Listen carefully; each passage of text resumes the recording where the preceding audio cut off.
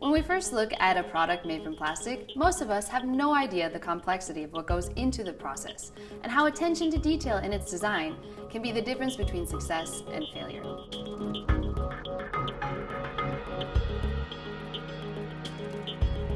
In this video, you'll learn more about what goes on behind the scenes and the specific steps that go into making your design both functional and beautiful. This tutorial is separated into 3 chapters. In Chapter 1, we'll look at the design procedure for a plastic product and the tool that's used to mold it.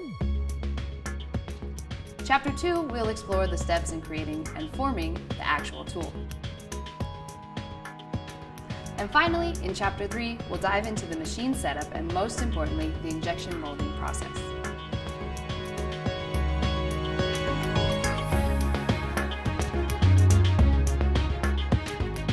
In this chapter, we'll go over the essential details to consider before creating the molding tool, as well as recommended specifications that NVIDIA generally follows. Design for manufacturability, or DFM, is the general engineering practice of designing products so that they're easy to mass produce. This is the best communication tool for reaching an agreement on the specific details of how the part should be manufactured. There are a few basic questions that you'll need to consider before designing any plastic part. Answering these will increase the precision of your design, which will save you time and money, and ultimately create a better product. 1. What is the main purpose or function of this plastic part? 2. Is there more than one part, and how will they fit together? 3. What will the end product look like? Using computer-aided design software, or CAD, will increase the technical precision for the plastic part designs. This will help ensure that the mold forms the exact characteristics of the desired part. There are also a few design rules of thumb that you should be aware of to prevent costly reworks. These include ensuring consistent wall thickness, using ribs and bosses for strength, including a draft angle, adding a radius in the corner, and adjusting for tolerance as needed. Without proper implementation, your plastic part could result in delayed time to market. We'll explain in more detail a bit later.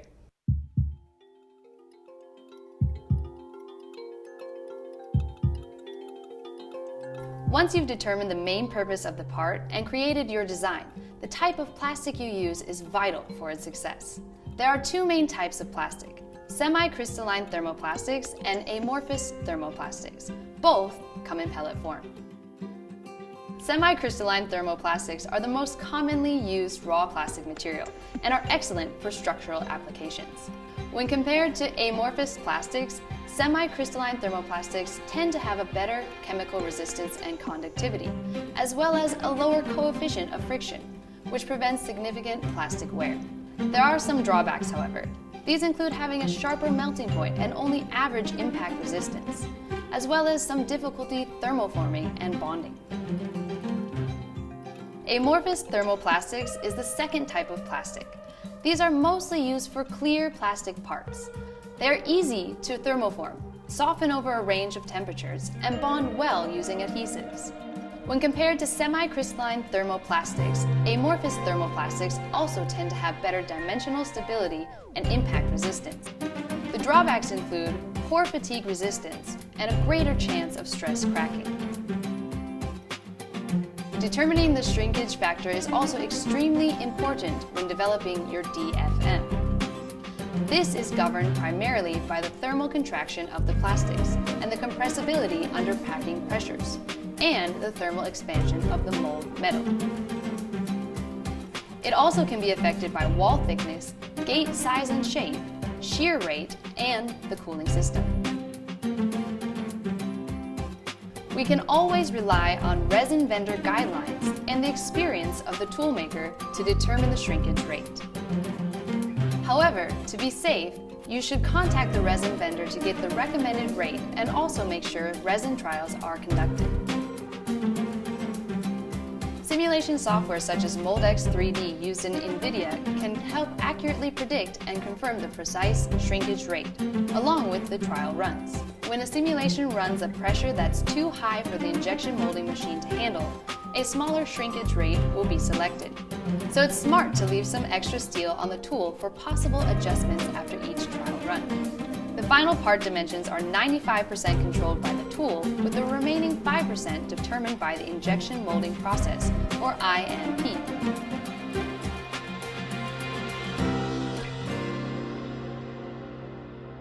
Be very sure you understand all the factors involved.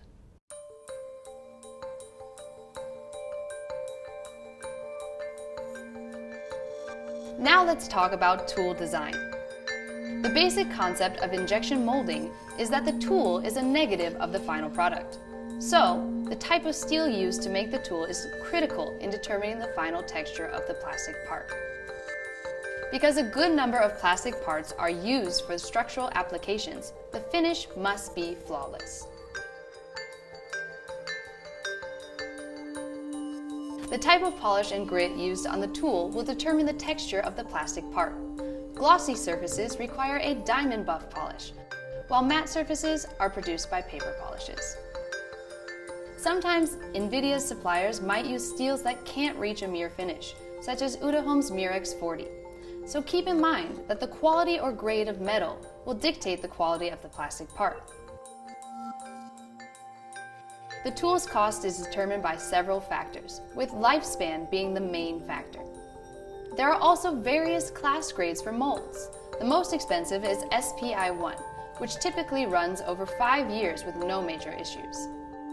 SPI, which is the Society of Plastic Industry, defines the polishing standard on mold finishes and is widely applied in US markets. These days, China's standard is very much in line with SPI, but sometimes precise measurements aren't available, and a rough average, or RA, is used to measure the texture of steel. RA defines the arithmetic average deviation of the surface valleys and peaks, and is usually used to describe the roughness of a machine surface.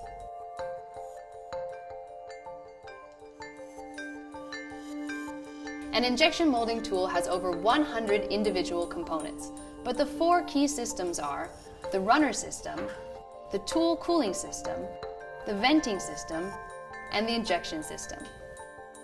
The function of the runner system is to transport and distribute the molten plastic from the injection unit to one or more cavities. Sometimes the runner is significantly bigger than the other parts, which will attribute to a major portion of the cost. Hot runners are designed to maximize manufacturing productivity by reducing cycle time, but can be significantly more expensive than a cold runner setup. Because cold runners are unheated, the channel needs to be larger and more plastic needs to be shot during each cycle. So please keep this in mind. Sometimes the extra plastic used during mass production with cold runners could end up costing more than a hot runner assembly. The temperature of the tool is set by the type of plastic used, along with the tool cooling system. Together, they play a vital role in achieving dimensional stability and good surface finish. To keep temperatures even, there must be enough cooling lines across the molding surface. These are holes drilled into the metal parts connected to each other and are filled with water, coolant, or sometimes oil. Cooling lines are only effective if they're designed close enough to maintain a uniform wall temperature, typically around 16 millimeters. So be sure to leave enough room on the tool to set cooling lines during the DFM process. Venting is another system that's extremely important. This is simply a system of small pathways designed into the tool that allows trapped air to escape when plastic is injected into the mold. They prevent pressure buildups that could result in a number of defects, such as burn marks, brittle parts, and short shots, or an incomplete part. The depth recommendation of each pathway, or vent, should be between 0.012 and 0.08 millimeters. Mold makers will sometimes choose not to add vents because they're afraid of flash, which is an excess of plastic or plastic leakage. Injection pressure tests must be used to confirm that defects will not occur before making the decision to go without a venting system. Once the mold has been injected with plastic, the ejection system takes care of removing the parts from the mold. Now remember, if your design has undercuts that are indentations or protrusions, these will hinder a smooth ejection from a one-piece mold. In this case, make sure to add sliders and lifters that will help to release the plastic mold. The lead mechanical engineer is responsible for following the DFM and should approve all specifications before proceeding to the next step.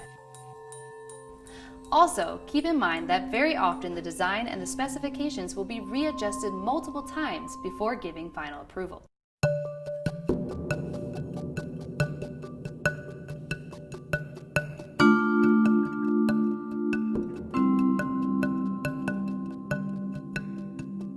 Now let's take a look at how the tool is made.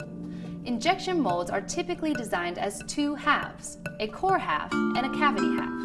When the mold is closed, the space between the core and the cavity forms a space that will be filled with molten plastic. This will produce the final shape and finish to the plastic parts.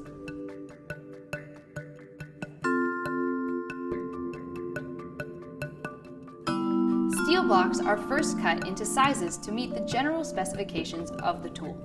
To carve the inside of the core and cavity, computer numerical control or CNC machining is used.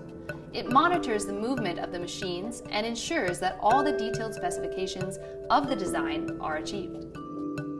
This can be controlled both manually and electronically. It's important to remember that after each step of the tool manufacturing process, the tool will go through quality control inspections by a coordinate measuring machine, or CMM, before moving on. After CNC, the tool is placed into a large oven to be annealed or cooled slowly to toughen it and remove internal stresses. This will increase the hardness of the blocks. After being approved by a CMM, the tool can move on to the next station for further processing. Because the materials used for the core and cavity are so tough at this point, electricity passed through an electrode in an electrical discharge machine, or EDM, is the most effective way to define shapes, angles, and textures. Copper is the most commonly used electrode because of its conductive properties, malleability, and cost-effectiveness. After this process is complete, a CMM run is required again before the tool can be installed on the EDM. To engrave the outermost detailed parts of the core and cavity, electrodes are installed on a sink EDM. These types of electrodes sink into the workpiece material, hence its name. This process is usually done under a dielectric solution to contain the fumes caused by the EDM. CMM inspections will then determine if the tool is up to standards before releasing the tool for the next step. For the innermost details that are unreachable by the electrodes, thin copper lines installed on a wire EDM are fed into the tool to make incisions using a spark erosion technique.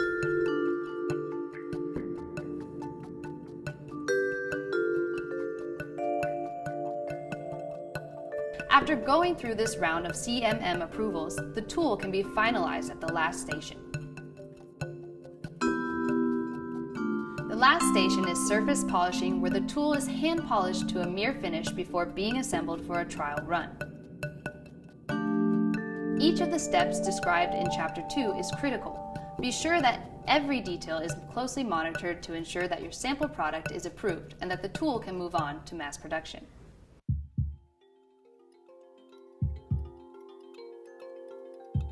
Now that our tool is ready, we can begin setting up the machine for our first trial run.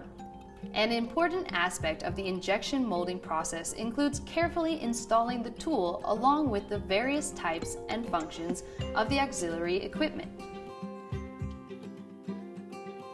The initial setup of the injection molding machine, or IMM, is extremely important, as poor setup could damage the tool and cause costly delays.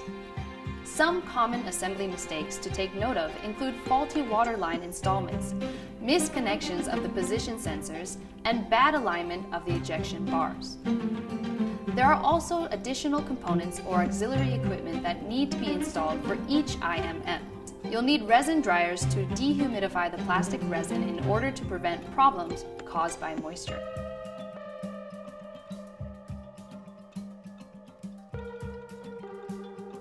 Once the finished products have been made, robots are used to unload them out of the tool or remove the cold runners from each part. They're not always required for ejection purposes, but they do help handle parts with more care and precision and minimize damage to the cosmetic surfaces. Thermolators are also absolutely critical for the tool to control and maintain even temperatures across all surfaces. These external devices force water through the cooling lines to remove excess heat from the steel. Hot runner controllers, such as mold masters used by NVIDIA, are also installed to enhance plastic parts control. These controllers use a sensor to detect and maintain the required temperature. Valve gate controllers such as Synventive, which are also used by NVIDIA, are an add-on to the hot runner system. They help to precisely control the time they open and close the plastic path to the cavity, adding extra precision to the cavity dimensions and cosmetics. Injection molding machines are designed to provide enough clamp pressure to hold the tool together when the injection pressure kicks in. They're also designed to hold and fill the plastic, with an injection unit using a volume capacity between 20 to 85%. Please keep in mind, if the injection unit is too big, it can lead to plastic degradation. So specific calculations are required to determine the clamp pressure, tonnage, and barrel size. Tonnage is determined by calculating a balance between the machine and plastic weight. The volume of the plastic needed for each injected shot also determines the barrel size. A rule of thumb for each shot size is between 15 to 90% of the barrel. Anything less could result in the remaining plastic burning or deteriorating. Also take note that water valves, compressed air valves, and voltage lines are all essential supplies that are often neglected by engineers and need to be considered for the proper configuration of the machine. Now we can finally begin the injection molding process, or IMP. The goal of the IMP is to guarantee that the plastic parts are within acceptable range in terms of dimension, function, and cosmetic appearance. IMP can be described as the conditions where the injection molding machine, or IMM, and the auxiliary equipment are set up properly. To find the sweet spot requires a systematic approach along with years of experience. Because injection molding is designed for mass production, high outputs are expected. This also means that failing to find optimal conditions can result in massive failure. Typically, 180 to 600 parts can be built in an hour, so a good tool with a bad IMP can create a major setback. Engineers commonly use RJG's systematic molding approach, a set of guidelines developed by Rod Grolu to help ensure a smooth process and prevent possible IMP failures. Once the IMM is set up, we can start T0, or the initial trial run, to obtain the sample before any corrections can be made to the tool. T0 is used to develop the injection molding conditions by RJG. Plastic loaded, check. Tooling loaded, check. All the parameters are set, check. The first stage will fill about 95% of the parts using maximum injection speed to reach the velocity pressure position, or V2P position. After reaching the V2P point, 100% of the parts will be filled, and the plastic part will be formed and cooled in this packing and holding stage. Once it's solidified, the part will then be ejected. If the tool is designed properly, the part should be within 8% of the predicted shrinkage range. It's important to always check if vendors use the proper hold pressure, because sink and short shots are due to low hold pressures and flash is due to high hold pressures. First article inspection measurements, or FAI, are used to determine whether any adjustments to the tool or design need to be made. Once the sample product is approved, the tool will be polished and made ready for mass production. The final step of polishing the steel takes up to 40% of the total manufacturing time. This process is mostly manual and the surface is rough, so the operator needs to use a number of different grit stones to remove the imperfections on the cavity face. Remember, the polishing direction should be parallel to the ejection direction. One of the most common mistakes is polishing in the wrong direction, which will cause surface damage. The molder is responsible for regular maintenance, and mold rework costs should always be factored in. If your mold is well maintained, the finish can hold indefinitely. In this video, we first looked at the rigorous design procedure of a plastic part and the molding tool to meet the DFM standards. Then we looked at the steps necessary to create the tool itself, where the details were first carved by machine, then defined by EDM, and finally polished by hand. Finally, we reviewed all of the auxiliary equipment required before witnessing the injection molding process in action. The success of injection molding requires a number of factors to all come together. Whether it's the high-quality materials used, the experience of the engineers, or the most effective methodology, only careful attention to every detail will produce a product that's up to NVIDIA's standards. If you look around, all the plastic parts you see throughout the day have gone through the same rigorous process. We hope this video has provided a better understanding of what goes on behind the scenes of injection molding here at NVIDIA. Thank you.